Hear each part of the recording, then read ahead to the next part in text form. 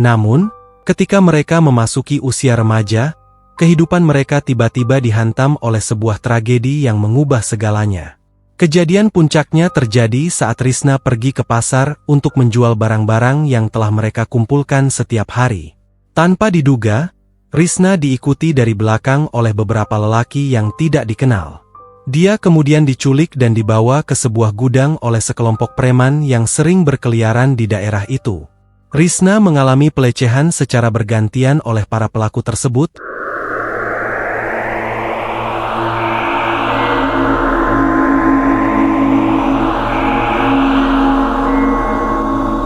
Assalamualaikum warahmatullahi wabarakatuh.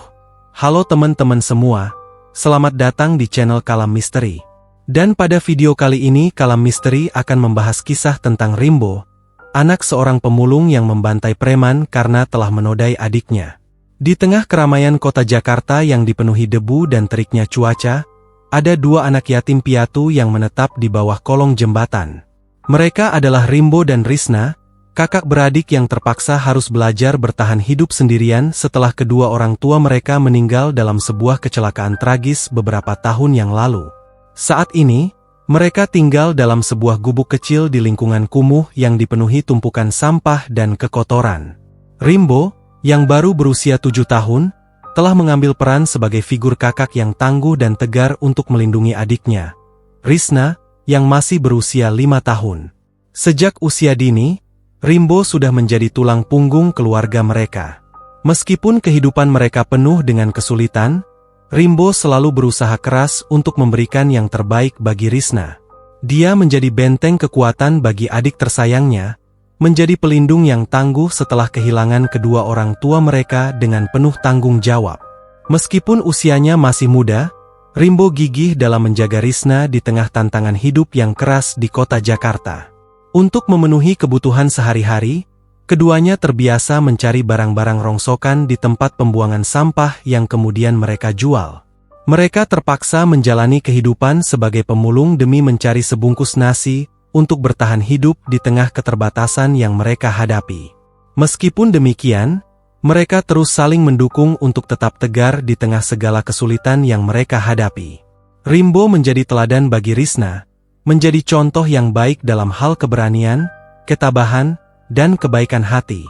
Namun, ketika mereka memasuki usia remaja, kehidupan mereka tiba-tiba dihantam oleh sebuah tragedi yang mengubah segalanya. Kejadian puncaknya terjadi saat Risna pergi ke pasar untuk menjual barang-barang yang telah mereka kumpulkan setiap hari. Tanpa diduga, Risna diikuti dari belakang oleh beberapa lelaki yang tidak dikenal. Dia kemudian diculik dan dibawa ke sebuah gudang oleh sekelompok preman yang sering berkeliaran di daerah itu. Risna mengalami pelecehan secara bergantian oleh para pelaku tersebut, meninggalkan bekas luka fisik dan emosional yang sangat dalam. Saat Rimbo mengetahui apa yang telah terjadi pada adik tercintanya, hatinya hancur. Kemarahan dan keputusasaan melanda dirinya. Namun, di tengah rasa sakit itu, Rimbo berjanji pada Risna bahwa dia akan membalaskan dendam adiknya kepada para pelaku tersebut. Dia bersumpah untuk tidak membiarkan mereka lolos begitu saja setelah melakukan perbuatan mengerikan terhadap Risna. Setelah peristiwa tragis itu, kehidupan Rimbo dan Risna hancur. Risna terjebak dalam trauma yang sangat mendalam, mengalami kesulitan tidur karena dihantui oleh mimpi buruk yang mengerikan tentang kejadian itu. Sementara Rimbo berusaha mati-matian untuk tetap tegar di depan Risna, dalam hatinya terasa hancur karena dia merasa gagal melindungi adiknya yang begitu dicintainya. Malam itu, ketika kota Jakarta tenggelam dalam kegelapan malam yang pekat, Rimbo duduk sendirian di sudut gelap gubuk mereka. Di dalam keheningan yang hanya terganggu oleh suara angin dan gemeretak tikus, pikirannya dipenuhi oleh nasib tragis Risna yang kini tak berdaya di tengah kawasan kumuh yang penuh kekejaman. Rasa marah dan keputusasaan membebani pikirannya, membuatnya merasa tidak berguna karena telah gagal menjaga adiknya yang masih begitu muda dan rentan. Dia meratap dalam kehampaan gelap, mencari-cari jawaban atas kejahatan yang telah menimpa Risna. Namun, dalam kesendirian itu, ada panggilan dalam dirinya yang semakin kuat, membangkitkan tekadnya untuk bertindak. Dengan langkah mantap, Rimbo berdiri dan melangkah ke dalam kegelapan malam yang menyelimutinya. Dia menggigit bibirnya yang gemetar, menekan ketakutannya, dan memilih untuk menantang kegelapan yang merajalela di sekitarnya. Dia tidak bisa lagi berdiam diri saat kejahatan merajalela di kawasan tempat mereka tinggal. Dengan hati yang penuh dengan tekad dan dendam yang menggelora, Rimbo bertekad untuk mencari tahu keberadaan para pelaku keji itu dan memastikan bahwa mereka tidak akan luput dari keadilan. Dengan hati yang menyala oleh api dendam, Rimbo bersumpah untuk menemukan dan membalas perbuatan para pelaku yang telah menyakiti adiknya. Pada malam itu, Rimbo menjelajahi kawasan kumuh dengan tekad yang bulat, mencari jejak para preman yang telah membuat Risna menderita. Dia berkeliling ke berbagai sudut daerah itu, bertanya kepada penduduk setempat, dan mengumpulkan informasi sebanyak mungkin. Meskipun menyadari bahwa tindakannya membawa risiko besar, Rimbo tidak mempedulikan hal itu. Satu-satunya pikirannya adalah membalaskan dendam adiknya dengan setimpal. Singkat cerita, setelah beberapa hari melakukan penyelidikan, Rimbo akhirnya menemukan informasi tentang keberadaan para pelaku. Dia mulai menyusun rencana untuk mengungkap siapa mereka sebenarnya dan di mana mereka berkumpul. Akhirnya, dia mengetahui bahwa para preman itu sedang berkumpul di sebuah gudang kosong, tertawa dan bermabuk-mabukan dengan rekan-rekan mereka. Rimbo merasa tidak sabar lagi. Dia merasa ingin segera menghabisi para pelaku itu. Namun, pada saat yang sama, dia menyadari bahwa dia tidak boleh mengambil keputusan gegabah. Menyerang tanpa persiapan dan keterampilan bela diri yang memadai bisa berarti risiko fatal bagi dirinya sendiri. Malam itu, Rimbo berfokus untuk mengingat setiap detail identitas dan ciri-ciri para pelaku yang telah menyakiti Risna, adiknya. Setelah itu, dia pulang untuk mempersiapkan segala sesuatunya.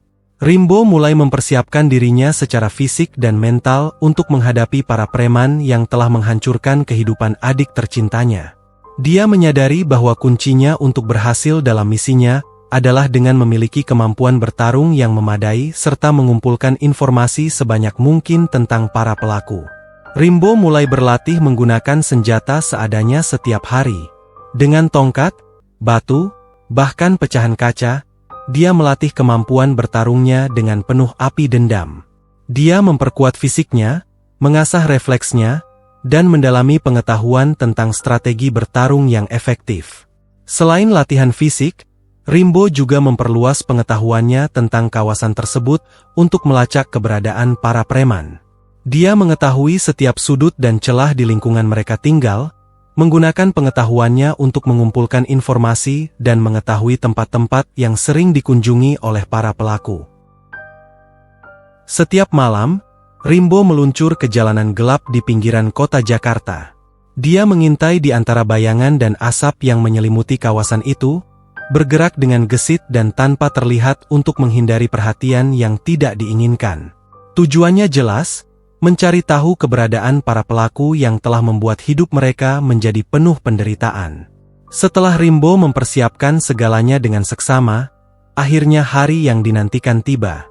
Dia tidak sabar lagi untuk membalaskan dendam kepada para pelaku yang telah melecehkan Risna. Dengan hati yang dipenuhi api dendam, dia siap untuk menghadapi mereka dan memberikan balasan yang setimpal atas perbuatan mereka yang keji. Darah Rimbo mendidih dalam kemarahan yang tak terbendung, dan dengan langkah berani, dia melangkah maju. Matanya memancarkan api kemarahan yang dalam, tanpa ruang untuk belas kasihan di dalam hatinya. Namun, para preman justru menertawakannya dengan nada menghina.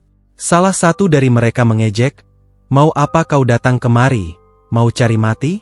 Rimbo menatap wajah mereka dengan tatapan tegas, siap menghadapi siapapun yang berani menghalanginya. Tidak ada yang bisa luput dari kemarahan kakak yang sedang membara itu. Tanpa banyak bicara, Rimbo melompat ke arah salah satu preman dan menyerangnya sendirian. Pertarungan pun dimulai. Dengan keberanian yang tak tergoyahkan, Rimbo menghadapi para preman dengan kekuatan yang telah dia latih sebelumnya. Dia menggunakan setiap keterampilan bela diri yang dimilikinya, tidak memberi mereka kesempatan untuk menguasai situasi. Mereka berhadapan dalam serangan dan bertahan, suara benturan tubuh mereka terdengar di antara hiruk-pikuk pertarungan. Rimbo tidak mundur sedikit pun, meskipun dihadapkan pada lebih dari satu lawan. Tekadnya kuat untuk membalas perbuatan keji mereka, meruntuhkan kekuatan kejahatan yang telah merusak hidup mereka.